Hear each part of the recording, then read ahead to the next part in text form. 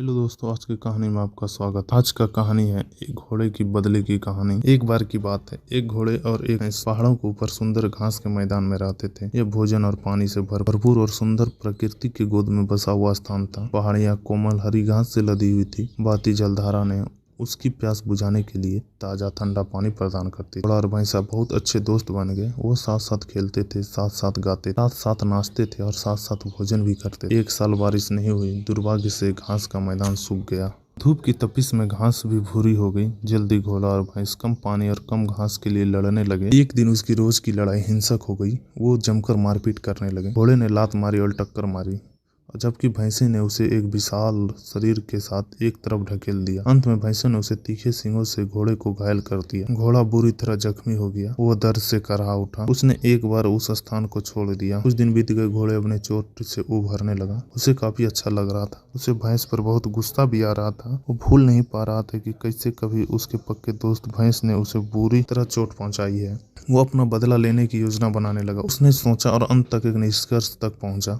उसने मदद के लिए एक आदमी के पास जाने का फैसला लिया। वो एक आदमी से मिला और अपनी कहानी सुनाई। उसने मदद की गुहार लगाई। उस आदमी ने कहा, अच्छा मेरे प्यारे घोड़े, तुम और भैंस आपस में लड़े और तुम हार गए। हारने वाले की मदद क्यों करनी चाहिए? इसके अलावा भैंस के तेज सींग होते हैं। अगर वो तुझे चोट पहुंचा सकती है तो निश्चित रूप से मुझे मार डालेगी। उस आदमी ने कंधे उचकाए और कहा, तुमने मेरा फैसला सुन लिया, अब मुझे जाने दो और अपना काम करने दो। घोड़ा उदास हो गया। जैसे ही वो आदमी आगे बढ़ने लगा, घोड़ा ने दयनीय स्वर में फिर से विनती की, यदि आप मेरी मदद करेंगे तो मैं आपको उस शक्तिशाली भैंस को पकड़ने में मदद करूंगा। फिर आप उसे रख सकते हैं और मैं अपने घास के मैदान में अकेला रह जाऊंगा। वो आदमी इस प्रस्ताव पर रुक गया और सोचने लगा, लेकिन फिर उसने हंसते हुए जवाब दिया, पकड़ी हुई भैंस का मैं, वो मेरे किसी काम की नहीं रहेगी। घोड़े ने यह कहते हुए मनाने की कोशिश की, इसका दूध केवल मीठा है बल्कि बहुत स्वादवर्धक है। यदि आप इसे रोज पिएंगे तो आप मजबूत हो जाएंगे। वो आदमी संतुष्ट हो गया और घोड़े की मदद के लिए तैयार हो गया। उसे केवल भैंस की सींग की चिंता थी।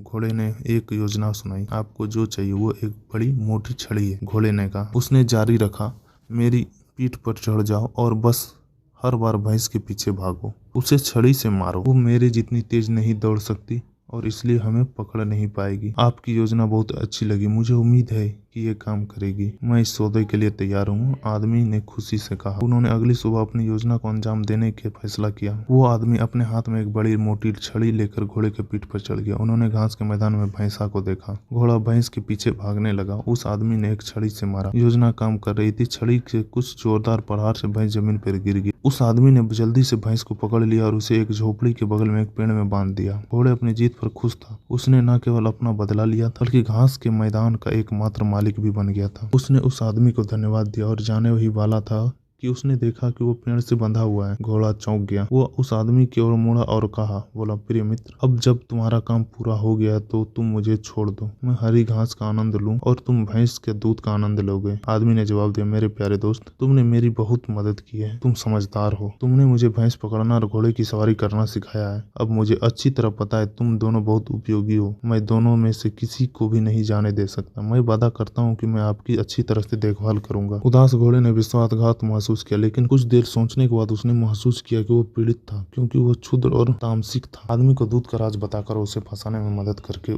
उसने अपने दोस्त भैंस को धोखा दिया है। उस दिन के बाद से उसने निश्चय किया कि वो फिर कभी किसी के भरोसे को धोखा नहीं देगा, यहाँ तक कि उसे बंदी बनाने वाले व्यक्ति को भी नहीं। इसलिए घोड़े मनुष्य के विश्वस्त मित्र बन गए हैं। एक आदमी जो बदला लेना सिखाता है वो अपने घाव को हरा रखता है। इसलिए बदले का आस नहीं रखनी चाहिए। यदि आप किसी का बुरा करते हैं तो आपके साथ भी बुरा ही होगा।